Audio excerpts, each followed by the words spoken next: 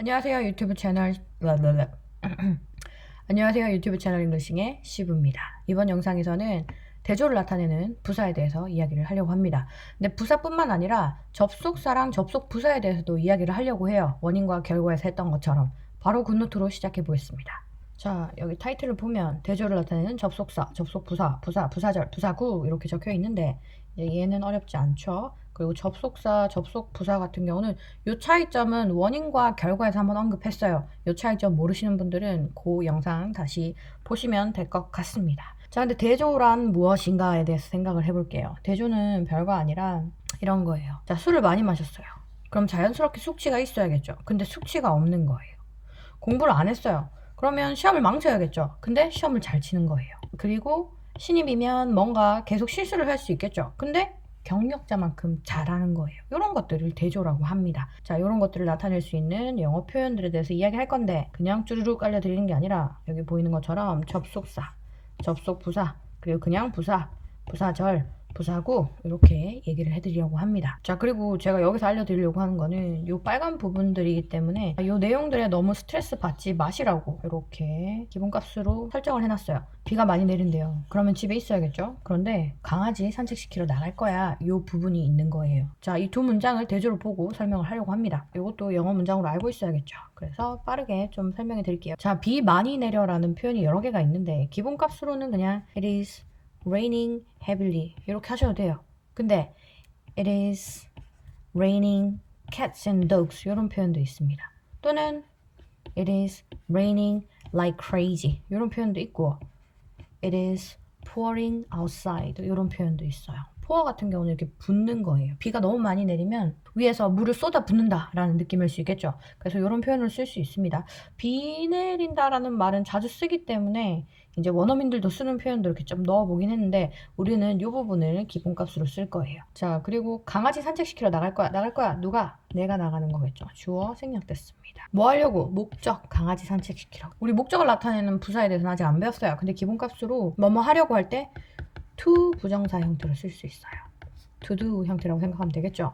그래서 문장으로 나타내면 I will go out to walk my dog 이렇게 쓸 수 있는 거예요. 그리고 go out 같은 경우는 go out 이렇게 받아들이고 밖에 나가다 라고 받아들이셔도 되고 아니면 덩어리로 구동사처럼 외출하다 라고 받아들이셔도 됩니다. 저는 구동사로 받아들일게요. 근데 구동사인데 뒤에 명사 있나요? 없죠.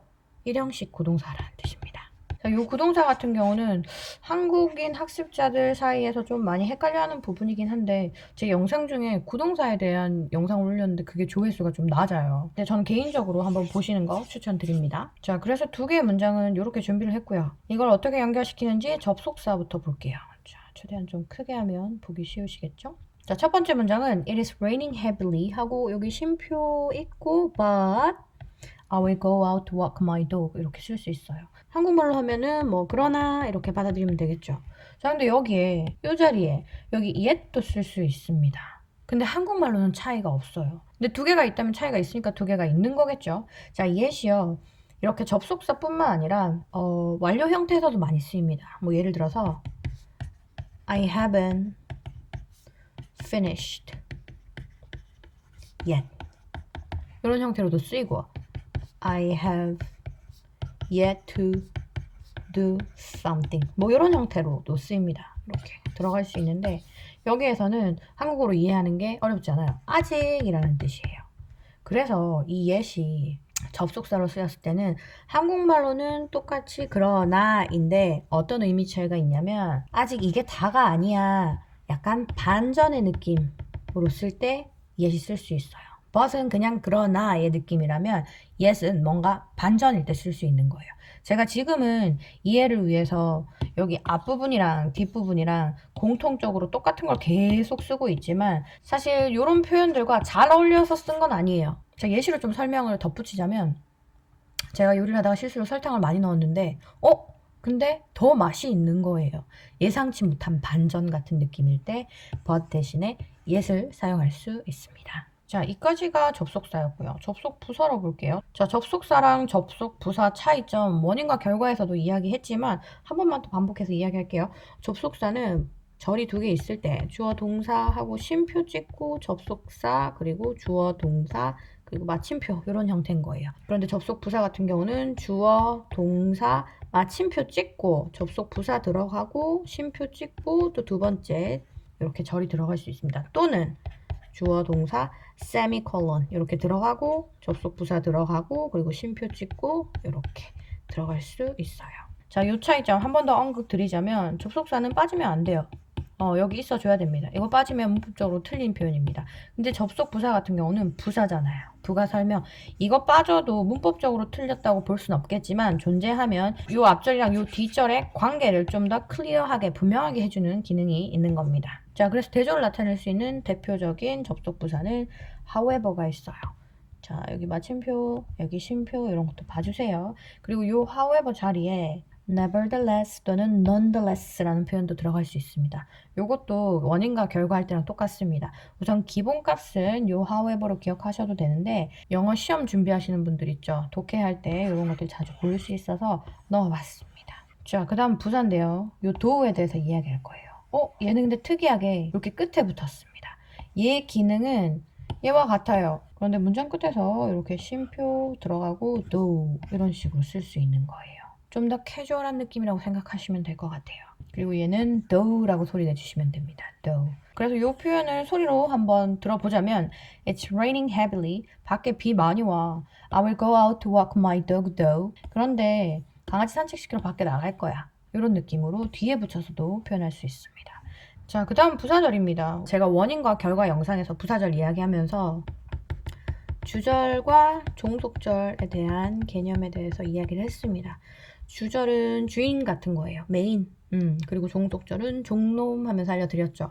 속해 있는 겁니다. 그래서 종속절 같은 경우는 속해 있는 거기 때문에 주절 뒤에 이렇게 위치하는 게 기본값이에요. 그래서 주어, 동사, 그리고 주어, 동사.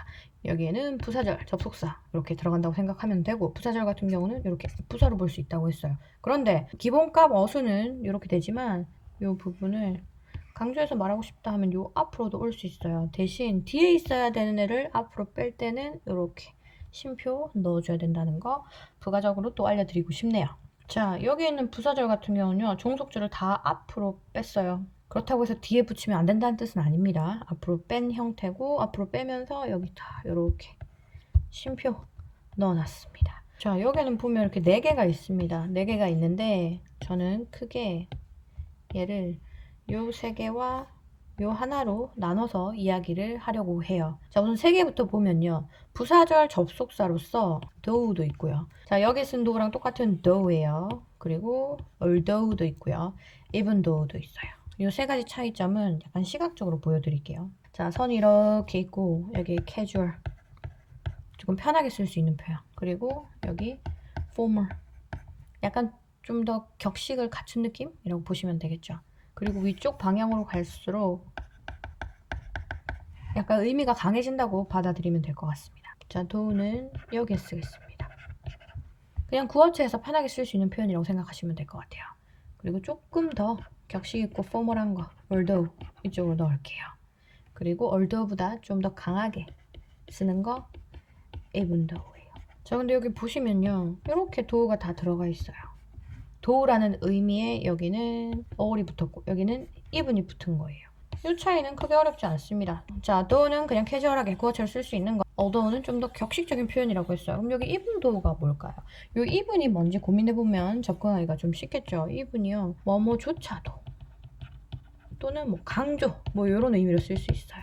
그래서 even though 같은 경우는 이 표현들보다 좀 더 강조한 느낌이라고 생각하면 될 것 같아요. 한국말로 쉽게 접근하면 뭐뭐일지라도를 although로 본다면 even though는 비록 뭐뭐일지라도 라고 받아들이시면 될 것 같습니다. 이 차이가 좀 느껴지시죠? 자, 그런데 여기 보면 제가 even if는 얘랑 구분해서 이렇게 적어놨단 말이죠. 얘는 제가 느끼기엔 결이 다릅니다. 자, 이것도 시각적으로 좀 볼게요. even if 하고 주어 동사 여기 이제 부사절로 쓰는 건데 우리 if는 뭔가 강조하는 느낌이라고 방금 말을 했어요. if는 가정할 때 쓸 수 있단 말이죠. 예를 들면 너 배고프면 나한테 이야기해. If you are hungry. 아니면 내일 비 오면 나 내일 그냥 집에 있을래. If it rains tomorrow. 이럴 때 이제 if를 쓸 수 있단 말이죠. 뭔가 가정하는 느낌이 들죠. 여기에 그냥 이분을 넣은 거예요. 강조의 느낌으로. 그래서 이론적인 가정이다라고 받아들이시면 될 것 같아요. 그래서 저는 요 세 개랑 얘랑 좀 다른 결로 봅니다.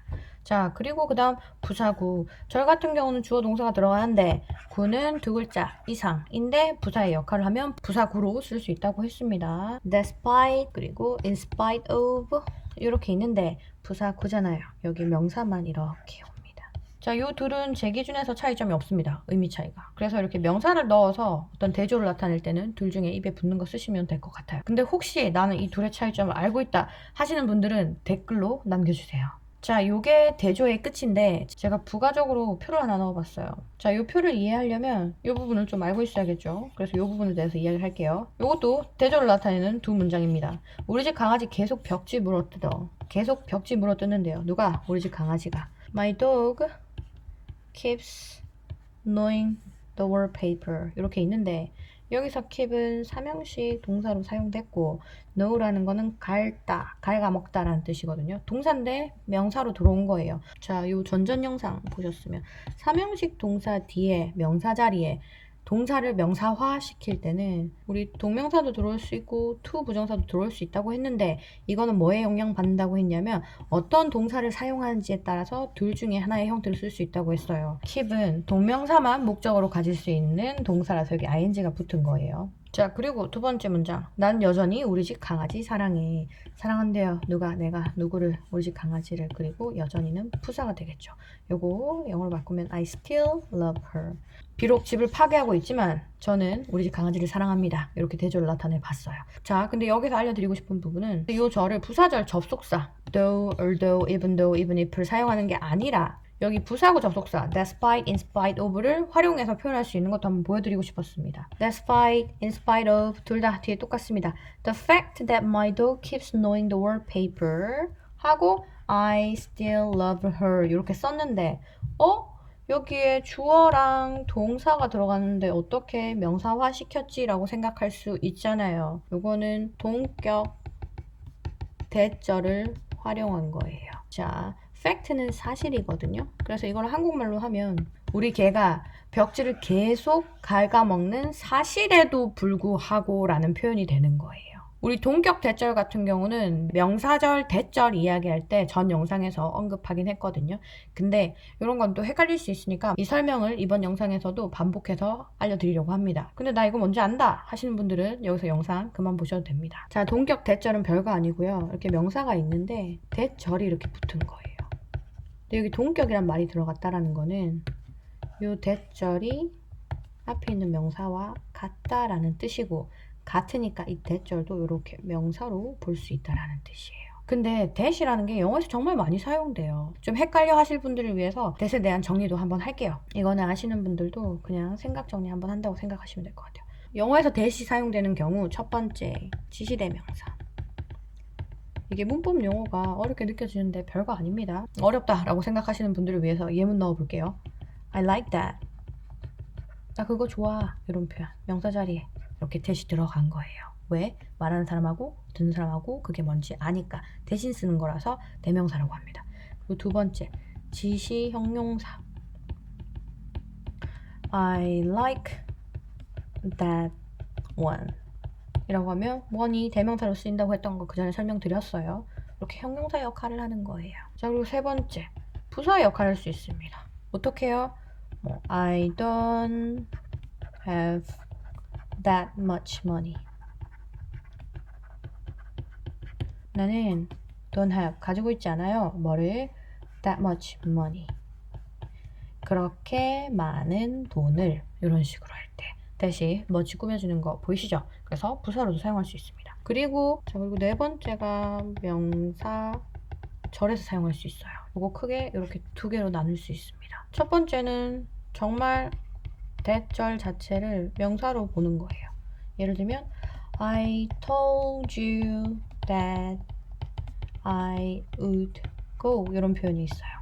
내가 너한테 말했잖아. 뭘 말했는데 that I would go. 내가 갈 거라고 이야기했잖아. 그래서 한국말로 하면 내가 너한테 나 갈 거라고 이야기했잖아 이거거든요. 이거 told 사용식 동사겠죠. 말하는 대상 그리고 말한 내용 이렇게 두 개씩 들어간 거예요. 자, 두 번째는 동격 대시예요. 방금 언급한 거. 동격 대절. 동격 대절은 명사가 이렇게 있고 대절이 이렇게 똑같은 명사로서 붙어서 사용되는 거고, 이 형태로 많이 사용되는 게 방금 말한 것처럼 뭐 주어가 동사라는 사실도 있고 주어가 동사라는 소문, 주어가 동사라는 뉴스, 이런 것들을 표현할 때 동격 대시 사용됩니다. 자, 그리고 다섯 번째, 우리 아직 배우지 않았어요. 형용사절. 형용사 역할을 하는 절인 거예요. 근데 요거는 관계절이라고도 불러요. 뭐로 부를지는 뭐 편한 걸로 부르시면 됩니다. 얘는 우리가 전전 영상에서 한번 언급했어요. In a way that is easier and more convenient. 이런 식으로. 자, 이 방법을 나타내는 부사에서 배웠는데요. 자, in a way. 방법이긴 방법인데 어떤 방법? That is easier and more convenient. 여기도 대절이 붙은 거예요. 이거를 간단하게 나타내면 이런 형태인데 이렇게 밑줄을 끊는 거예요. 왜냐면 우리 형용사는 밑줄 끊기로 했으니까. 근데 이렇게 구조가 똑같은데 이 네모랑 밑줄은 제가 끄는 거고, 실제로 문장을 읽을 때 근데 구조가 똑같은데 이 둘을 어떻게 구분합니까? 동격인지 아니면 관계절인지, 요거는 이제 우리가 또 한번 또 이야기합니다. 완전한 절인지 불완전한 절인지. 완전한 절과 불완전한 절의 차이는 그 절 안에 필수 성분이 다 있는가 없는가의 차이예요. 동격 대절 같은 경우는 명사랑 뒤에 따라오는 대절이랑 같음을 의미하고 있어요. 그래서 여기에 완전한 절이 들어가는 거고요. 얘 같은 경우는 얘에 대한 부가 설명인데 이 안에서 얘의 역할이 생략되는 거예요. 그래서 필수 성분이 없어지기 때문에 불완전한 절이라고 합니다. 근데 혹시 완전한 절, 불완전한 절에 대한 이해가 부족하다, 좀 헷갈린다 하시는 분들은 제 영상 중에 의문사절이라는 타이틀로 올려진 영상이 있어요. 그거 보시면 좀 도움이 될 것 같습니다. 형용사절하고 관계절은 우리가 배우진 않았지만 이 개념은 의문사절 영상으로도 충분히 이해할 수 있을 것 같아요. 요거는 부가적으로 제가 좀 알려드리고 싶어서 넣었어요. 저 뭐 이것저것 이야기 많이 했지만 사실 요거 깔끔하게 이해하시라고 다른 것도 다 언급한 거긴 합니다. 동격 대절을 활용해서 이렇게도 표현할 수 있다는 걸 보여드리고 싶었어요. 자, 오늘은 여기까지 하겠습니다. 영상 보시고 영상 관련해서 궁금한 점 있으시면 댓글로 남겨주시면 될 것 같아요. 자, 그럼 끝!